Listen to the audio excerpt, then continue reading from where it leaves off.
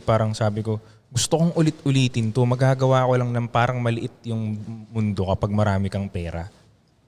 Kasi may pambili ka ng ticket anytime Anytime Sa gusto totoo lang, maliit naman talaga yung mundo Kaya mo nga pumunta ng kung anong opposite na Di ba bansa may parang ano nga na around the world in 80 days? Oo. Sabi mo around the world mo in 80 days. Yes. So kung mas marami ka lang talagang freedom, aka cash, maliit talaga ang mundo. So yun ang goal ko talaga, mapaliit May yung mabilis mundo. kang, kunyari may mabilis kang jet. Puta, saglit lang lalo Diba? Isipin mo yung level of wealth mo pag may private jet ka. Liit talaga ng mundo. Saglit mo lang maiikot Liit talaga. talaga. Yun yung goal. Yun talaga yung gusto ko ma-experience palalim. Pero tingnan nyo ang ganda ng setup natin, Koy, kasi pwede kang mag-travel tapos related pa rin sa career mo.